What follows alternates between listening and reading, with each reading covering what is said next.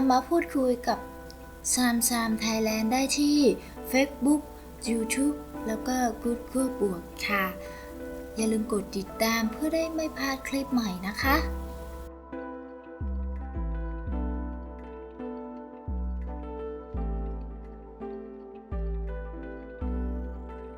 ทุกคนเข้าสู่SAMSAMTHAILAND ของเรานะคะวันนี้เราก็สอนวิธีการที่เขียนคิ้วง่ายที่สุด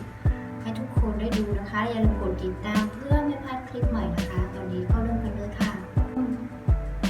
เตรียมครีมมานะคะครีมลงพื้นนะคะแล้วก็ทาลงไปก่อน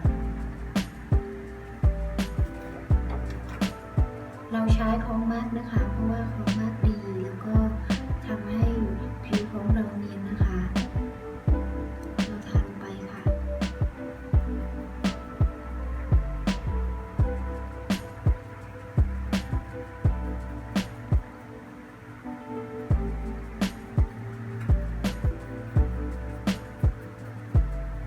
วิธีการเขียนคิ้วแบบนี้ก็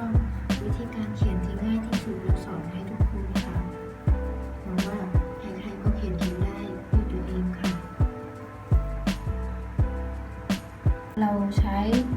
ที่เขียนคิ้วแบบนี้นะคะเราซื้อได้ที่ร้านนะคะแบบนี้ค่ะ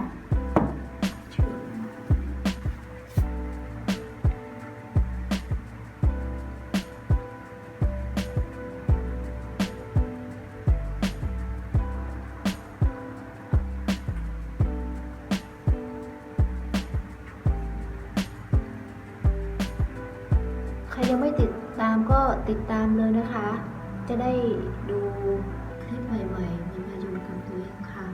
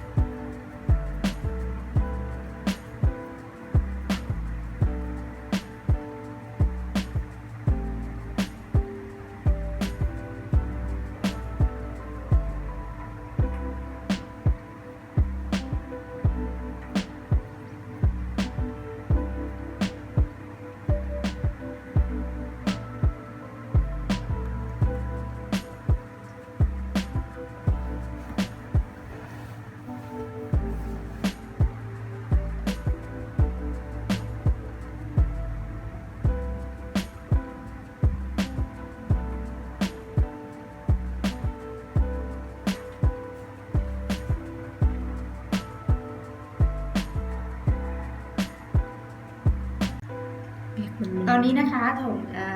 วิธีการเขียนคิ้วแบบที่2นะคะแบบที่1เสร็จแล้วก็ตอนนี้ก็ถมที่2ค่ะแล้วก็ทำเหมือนกันนะคะแล้วก็ทาครีมเหมือนเดิมค่ะแต่ว่าโทนที่เราเขียนแบบนี้นะคะก็เป็นโทนอื่นค่ะchọn được chưa có ra đây rồi đánh mắt cho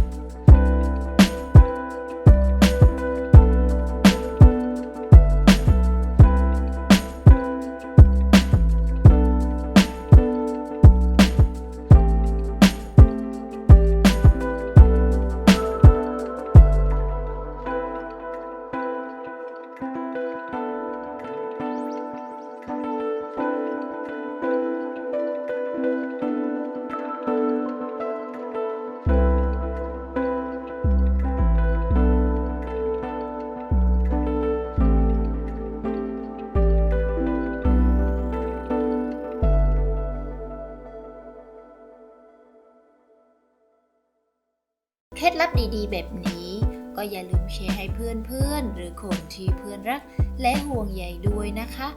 เพราะว่าความสุขที่ยิ่งใหญ่ก็คือการเป็นผู้ให้ขอให้มีสุขภาพที่ดีแข็งแรงร่ำรวยความสุขทั่วหน้ากันทุกท่านตลอดไปเลยนะคะอย่าลืมถ้าคุณชอบก็